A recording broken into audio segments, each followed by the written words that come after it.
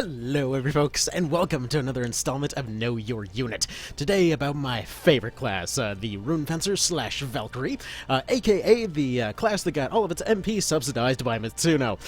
Basically, the deal with this class is that you can more or less do just about anything with them, and they will still absolutely kick ass. So here's the thing. On paper, they don't seem like very much. They seem like the absolute generalist. In fact, as a bit of a fun note, the Fencer or Valkyrie that you start with, which by the way, going forward, I'm probably just going to call them Fencers, that you start with at the very beginning of the game will have pretty much the most average stats that you can possibly get. Now, the reason for this is because you can basically throw them into any role. But wait a minute, I need to min-max to get that amazing damage. It's the only way to make the game work. Why? Essentially, they are more or less the Batman of classes for this game here, as you can tell by the fact that they've got those wings on their head. But no, their whole deal is that they more or less have an answer for every situation, and that is where their strength lies, in the ridiculous amount of adaptability that they have. Not to mention the fact that they functionally have infinite MP, so there's that. So, kind of like the Fairy, they are limited to Meditate 2, which, again, I've seen many folks immediately write them off because of this, saying that, oh, they don't get enough MP, but then at the same time, it's like, well, they cast for free, so all of that Meditate is basically a finisher charger, which is then going straight towards just constantly spamming alternations of, you know, the highest tier spells in the game, depending on the way you're running, to potentially switching out for immediate finishers afterwards, having great elemental coverage for a lot of different things. Basically, they've got some of it all, and this means that, yes, you can run some incredibly stupid builds like this right here. This one I just threw in here for the hell of it, because I wanted a counter light crossbow build. Why? Just because I felt like it. And did this unit suffer anything for it? No. They're still throwing out counter stuns at long range with their dinky little crossbow. And yes, they are running two ranged weapons just kind of for the hell of it. Because again, pretty much no matter what, you're just getting more options with these guys because they are overflowing with options pretty much no matter what you do with them.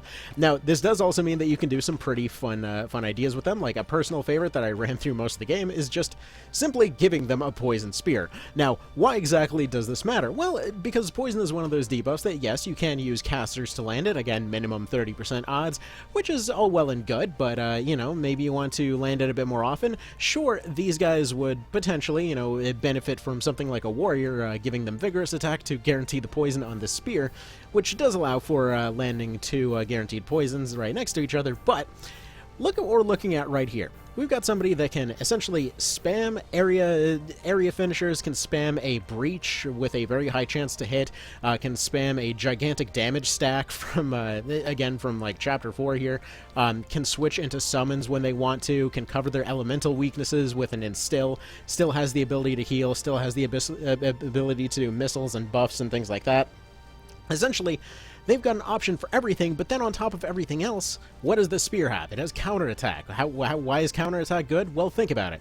If we went ahead and upgraded this to, like, let's say the highest spear that this save file's currently got on hand, like, let's say they've got a cursed variant here that's going to be coming in at 124 attack power, or they've got the Pavana coming in at 136, a literal frickin' god weapon.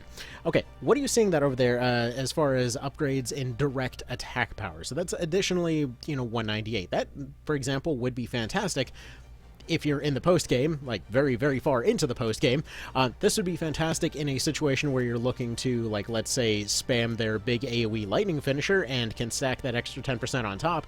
Yeah, that would be huge in that case, but everything under there, if we take a look here, most of them, again, like discounting very post-game weapons, are only going to be going up by like 50 to 100. How much does poison do at this point?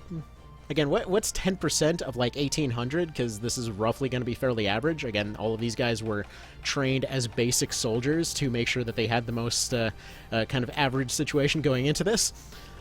Yeah, that's going to be doing a decent bit more. Bear in mind it's landing that poison on a counterattack, meaning that they don't have to do anything. They never have to use this to attack anything if they don't want to. They can be spamming finishers, they can be spamming spells, they can be doing heals, they can be denying an area.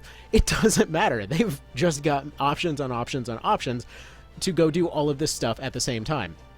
Like, they were fantastic before, back in the PSP version, as just a general support type unit, just off the fact that they could cast for free.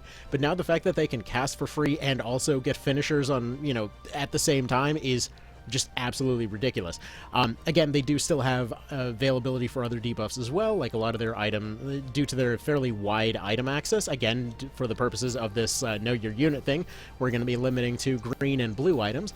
But if we look over at relics and stuff like that, they do have a lot of fantastic coverages for a lot of different things.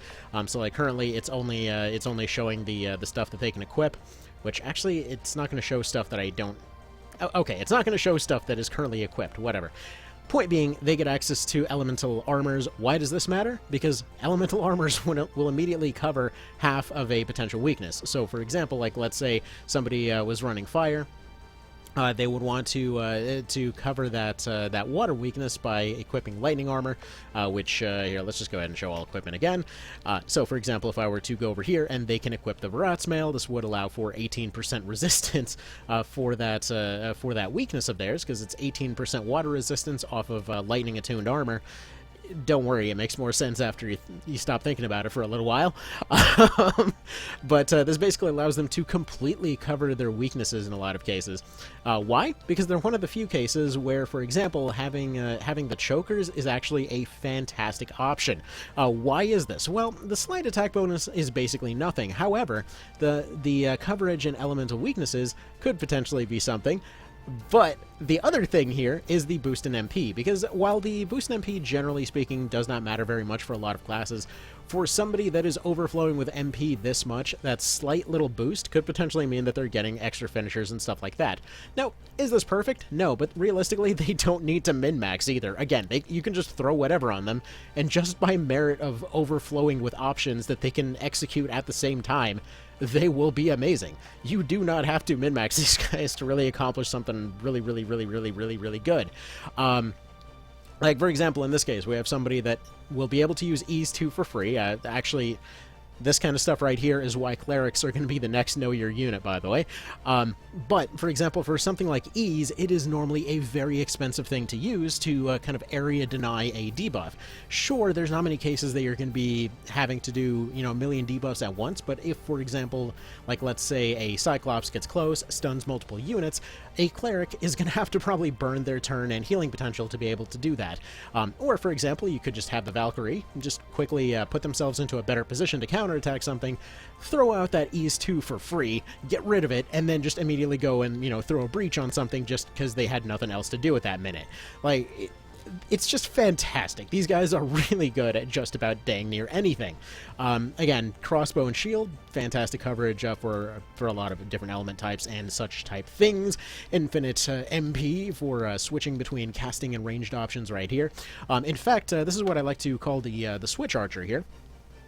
Where, for example, they're a fantastic way to make use of the fact that ranged attacks can sometimes be a bit situational. You want to use them on the right targets. So, for example, in her case, because she's an ice element, she will be hitting extra hard versus wind units. So right now, if she were to fire that crossbow at a basic unit, it might throw out maybe 1 to 200, but it might be throwing out dramatically more, like somewhere in the 3 to 400 range, if she were to fire it against a griffin. But 25% bonus from Instill means that they're going to pretty much be the best light ranged weapon users in the game. Again, 25% bonus. You can up this to about a 28% bonus, I think it was. Actually, I think it's like 31% if you're both hitting on strong element while also boosting the element yourself.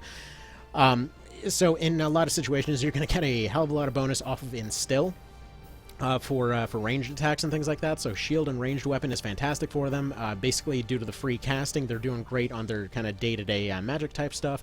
They still have the option to heal, but on those situations where they can get that big spike in range damage, they can absolutely just step in and take that when it's needed. They're not relying on it, it's just a great extra option for them when it's there. In fact, in many ways, they're taking over for the Rogue, in my opinion, back from the PSP version, just taking that role of that like light ranged weapon champion in a way. Anyway, so moving on here, again, great coverage in terms of swords. They get access to all elemental sword type variants. I think there's no swords that they can't equip, so whether they need to have exorcism swords, whether they need to have anti-dragon swords, if they need to cut down some angels, if they want to spend way too much time to get a friggin' chain sword, then there you go, you got that there. They can run Stinky Set and Summons at the same time, but unlike many others, they can essentially run multiple variants of the Stinky set, meaning they can run the sword version.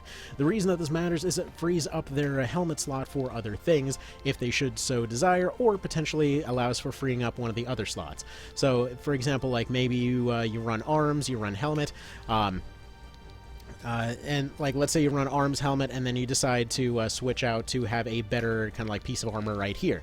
Because again, one of the big drawbacks of the Stinky set is that it causes your units to get friendly fired a lot by AoEs, meaning that having access to those elemental armors to cover their weaknesses will more or less render that stuff going down to plink levels. So, fantastic as far as that goes. Again, they can just dedicate to whatever they want and still function just fine. You can run some incredibly stupid builds on these guys, and it honestly doesn't matter. Now, their roles will vary throughout the entire game here.